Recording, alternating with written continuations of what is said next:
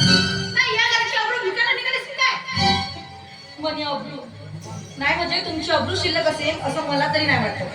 कारण तुमच्या लाडक्या लेकीना तुमची अब्रू शिल्लक होऊ असेल असं कधीच नाही झालं. मासी तू जरा मनाने बाहेर बोलतेस.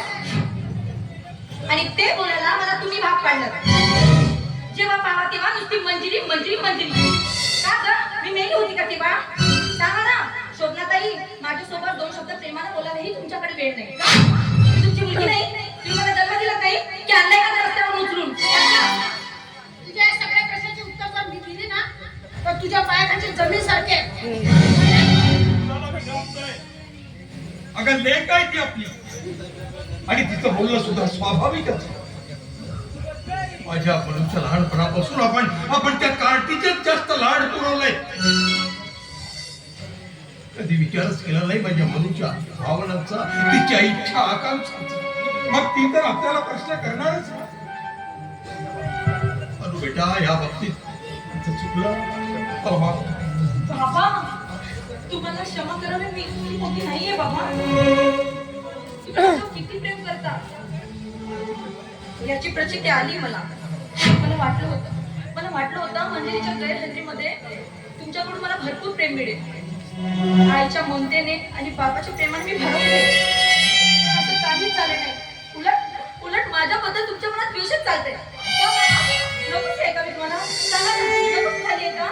असं नाही बेटा. बस मला काही ऐकायचं नाहीये. प्रेमाला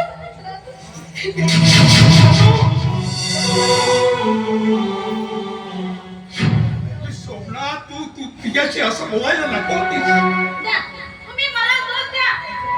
तिचं वागणं तुम्हाला दिसत नाही. आणि हो तिच्या वागण्यानं आता आपल्या घराची इज्जतही जात नाही. कारण ती कशी वागली तर तुम्ही खपून घेतात ना. आणि काय हो? आमच्या मुलीला फक्त पळून जाऊन लग्न केलं तर तुमच्या घराची इज्जत गेली. हेच ना? शोभना विषयाचं विषयांतर करू नकोस. करणार जोपर्यंत ही अवकाश या घरात आहे ना तोपर्यंत मी करणार. हे बघा तुम्ही तिच्या लाड मुलाला तर पंचार्थाने तिची ओवाळणी घाला. पण आता मी या अवकाशाला आपल्या घरात राहू देणार नाही. होऊ देणार नाही म्हणजे नेमकं काय करणार आहेस? तिच्या बापाला जाऊन सांगणार आहे त्याची पोरगी ही आहे आणि आता आपल्या पोरीला घेऊन जावं म्हणून. मग त्याला हेही सांग की तिला लहानाचं मोठं करणारा सत्तेची लाईक बेला म्हणून. काय बोलताय तुम्ही? शोभना सत्य तेच बोलतोय मी. आधीच मी वरची एक मुलगी गमावून तिने दिलेल्या असंख्य वेदना असून मी कसा बसा माझ्या मानसीसाठी जीवन जगतोय. आणि तिला जर तू माझ्यापासून हिरावून घेतलास तर या काळ्या निरभ्र आकाशाचं छत माझ्या डोळ्यावरून आलं समज. शोभना तुला जर मला जिवंत बघायचं असेल तर माझ्या माणसीला कधीच सांगू नकोस की मी तिचा जन्मदाता बाप नाही म्हणून.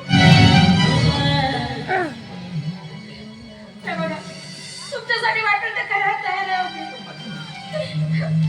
पण माझी मंजिरी नाव काढू नकोस त्या कार्टीचं माझ्या.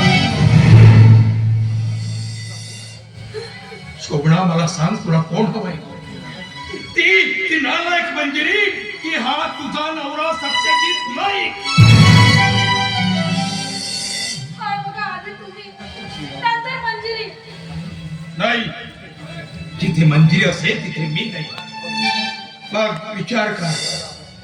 अगं उद्याला आपल्याला कोर्टात जायचंय.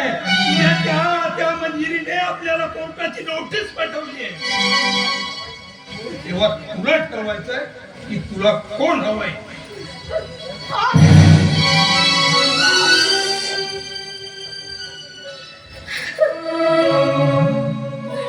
परमेश्वरा अरे काय कसं कारण मांडलंस रे माझ्या समोर. अरे कुणाची निवड करू मी? कोणाला जवळ करू? अरे मुलीला की नवऱ्याला? मुलीला जर जवळ केलं तर नवरा दुरावेल आणि नवऱ्याला जवळ केलं तर माझी मंजिरी पोरकी होईल. मी आता सांगणार आहे मी काय करू सांगणार आहे. बापाची ना छाया ममतेची